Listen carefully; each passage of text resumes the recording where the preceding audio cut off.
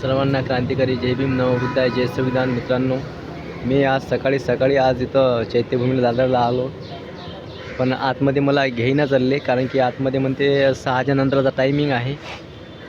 मला सकाळी मी आलो इथं आणि मला आज पूर्ण दिवसमध्ये जेवढं मुंबईमध्ये फिरता येईल तेवढं फिरणं आहे, कारण की मला उद्या कामाला अटेंड व्हायचं आहे. हे डॉक्टर बाबासाहेब आंबेडकर वाचनालय छोटंसं आहे बघा मित्रांनो. तर मला असं वाटलं सकाळी आपण चैत्यभूमीला जाऊ, वंदन करू आणि तिथून लगेच मग दुसऱ्या स्पॉटला जाऊ. तर दुसऱ्या लोकेशनला जाऊ. तर यांनी मला सांगितलं की एवढ्या लवकर मला आतमध्ये येऊ दे नाही चालले, म्हणजे 8च्या नंतरचा टायमिंग आहे म्हणजे आतमध्ये एंट्री करण्यासाठी. तर मला असं म्हणायचं आहे की आपण बाहेर गावून येतो इथं कशासाठी, कोण्या उद्देशानं, की सकाळी इथं आलो, इथं बाबासाहेबांना वंदन केलं. तर मग आपण पुढचं लोकेशन आपण अटेंड करू शकतो लवकर दुसरं, कारण की दिवसभरामध्ये फिरणं. तर मला आतमध्ये येऊ दिलं नाही, जाऊ द्या, काय हरकत नाही.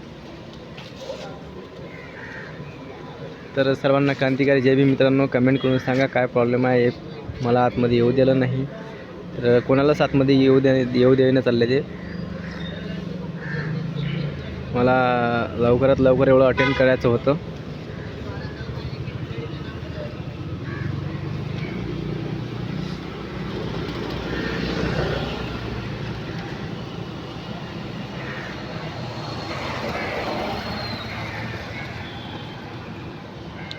हा विजयस्तंभ आहे बघा. ते प्राणज्योत, बाबासाहेबांची ज्योत पेटवलेली होती ती. आणि हे आपलं मेन द्वार चैत्यभूमीचं. सर्वांना क्रांतिकारी जय भीम नवबुद्धाय जय संविधान. मित्रांनो, मोठ्या जबरदस्ती करून मी आतमध्ये आलो आहे आणि आतमध्ये मी एंट्री केली. हे बघा प्राणज्योत बाबासाहेबांची. हा समुद्र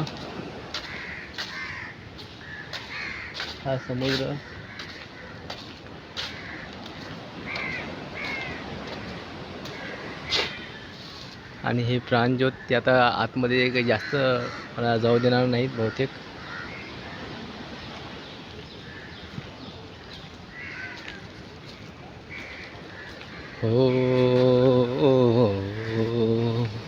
मोतीच्या सागरातील मंथन भीमात होते, समतेच्या भावनातील चंदन भीमात होते.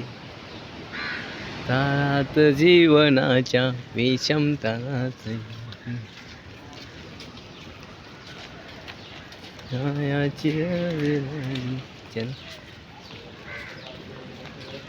बंधुत्व न्याय ज्ञाने हृदया. इथे खूप मोठं स्मारक होणार आहे बाबासाहेबांचं. बघा कसा समुद्र आहे एकदम.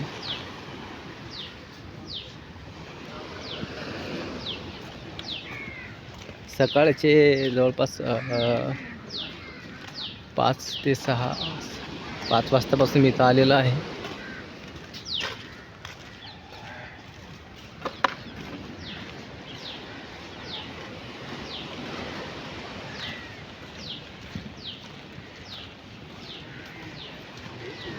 बंधुत्व बोधिसत्व डॉक्टर बाबासाहेब आंबेडकर स्मारक चैत्यभूमी, इथं आपण आलेलो आहे. आता पाठीमागून समुद्र. 6 डिसेंबर 56 साली वेळ कशी ती हेरली, दुष्ट काळाने भीमरायाची प्राणज्योत ती चोरली. चैत्यभूमीमध्येच लगेच एंट्री नाही आता आपल्याला भेटणार.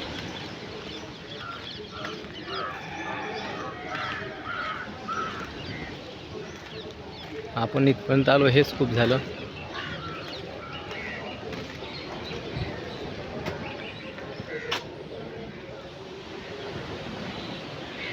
सर्वांना क्रांतिकारी जय भीम नवबुद्धाय जय संविधान. 8 वाजताच्या नंतर खुलणार आहे चैत्यभूमीचं